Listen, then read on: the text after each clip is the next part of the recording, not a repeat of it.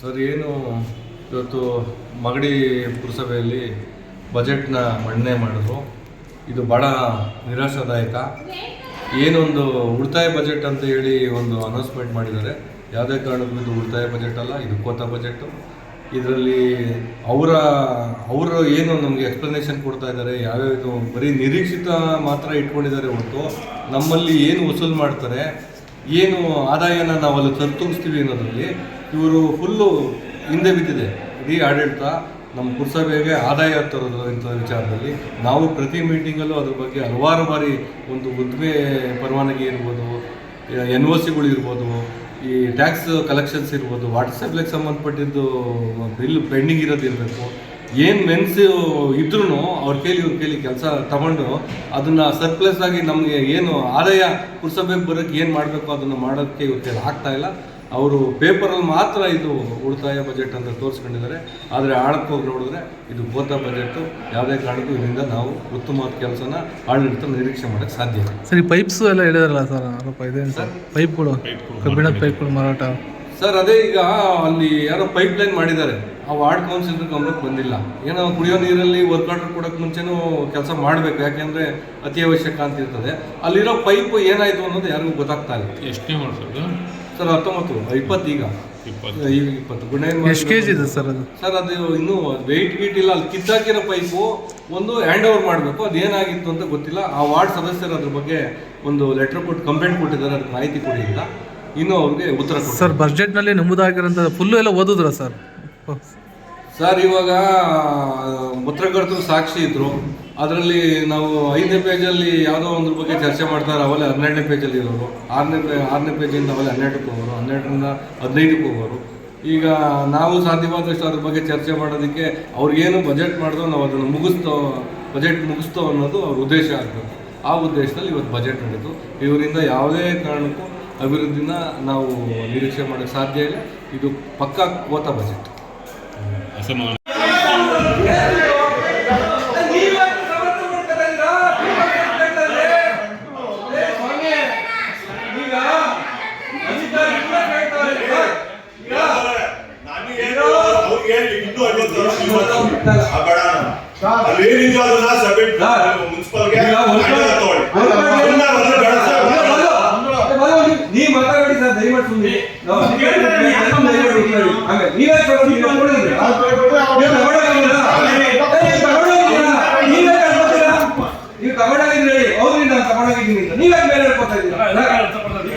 ಕಾಮಗಾರಿ ಮಾಡೋದೆ ನೀವು ಅದಕ್ಕೆ ವರ್ಕ್ ಆರ್ಡರ್ ಕೊಟ್ಟರೆ ಏನೋ ಕೊಟ್ಟಿಲ್ಲ. ನಮಗೆ ವರ್ಕ್ ಆರ್ಡರ್ ಕೊಟ್ಟಿದ್ದೀರಾ ಕಾಮಗಾರಿಗೆ?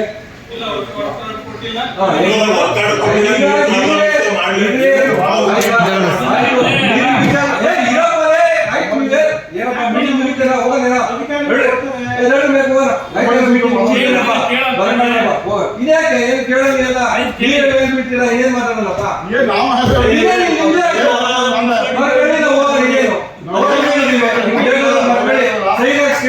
ಬಜೆಟ್ ಮೀಟಿಂಗ್ ಆಯ್ತು, ನಡಿ ಕಬ್ಬಳ ಕಟ್ಟಿ ನಡ್ರಿ ಟೀ ತಂದೇನಮ್ಮ.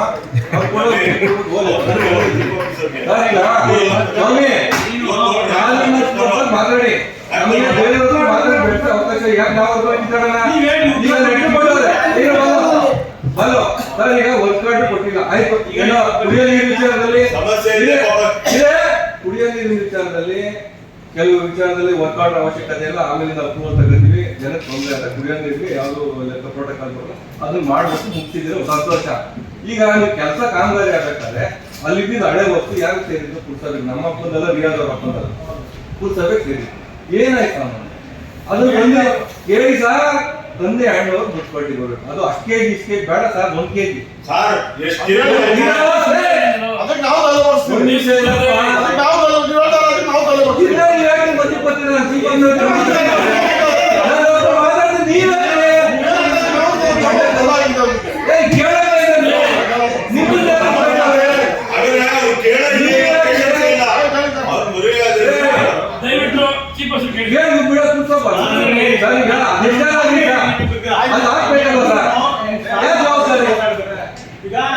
ನೀವಿಬ್ರು ಅಧ್ಯಕ್ಷ ಇವ್ರು ಮಾತಾಡ್ತಾರೆ. ಅವನಿಲ್ಲ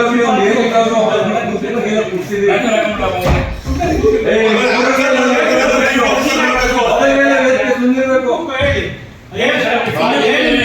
ಆಯ್ತು ಸರ್ ಒಪಿನಿಯನ್ ಅಣ್ಣ, ಕೊಡ್ತಾರೆ, ಯಾಕ್ ಆಯ್ತು ಮಾತಾಡ್ತಾರೆ? ಉಪಾಧ್ಯಕ್ಷರು ಅವರು 105 ಮಾತಾಡ್ತಾರೆ ಸಮಸ್ಯೆ ಮಾಡ್ಬೇಡಿ. ನಾವು ಎಲ್ಲದಕ್ಕೂ ಮೇಲೆ ಹೇಳಬೇಡ ಸರ್. ಈಗ ಅವ್ರು ಲೆಟರ್ ಕೊಟ್ಟು ಎಷ್ಟು ದಿನ ಆಯ್ತು ಸರ್? ಆಯ್ತು, ಕೊಟ್ಟಿದ್ದಾರೆ ಅವ್ರು. ಏನ್ ಉತ್ತರ ಕೊಡ್ರಿ? ಏನ್ ಉತ್ತರ ಕೊಡ್ರಿ? ಏನ್ ಕ್ರಮ ತಗೊಂಡ್ರಿ? ಏನ್ ಹೇಳಿ ಸರ್? ಆಯ್ತು ಏನ್ ಕ್ರಮ? ಏ ಬಾಲು, ಏ ಬಾಲು, ಉತ್ತರ ಕೊಟ್ಟಂತೀರೋ? ಹೇಳಿ ಸರ್, ಹೇಳಿ.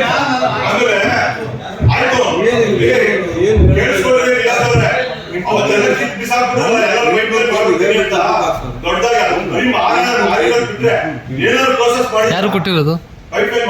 ಹೇಳಿ ಸರ್.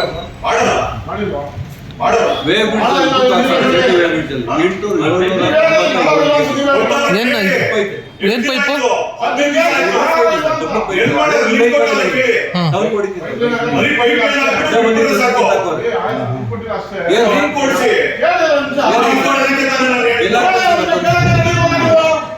ಸರ್ ಎಲ್ಲಿ ನೋಡಿ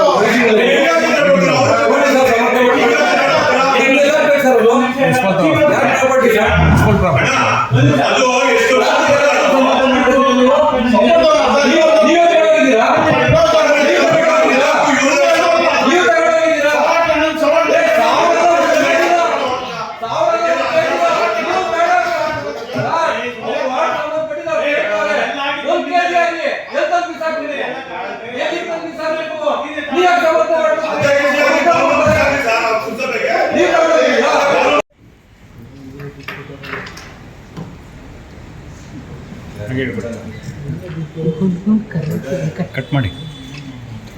ಮುದ್ದೆ ಕಾಕಬಿಟ್ಟವ್ರೆ ಕರಿ ಮುದ್ದೆ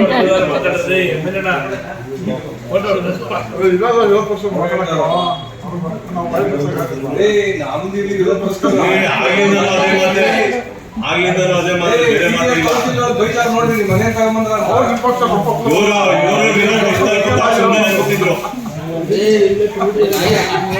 ಆಮೇಲೆ ಓಪನ್ ಮಾಡ್ರಿ, ನೀವೇ ಓಪನ್ ಮಾಡ್ಕೊಂಡ್ ಕೊಡ್ತೀರಲ್ರಿ.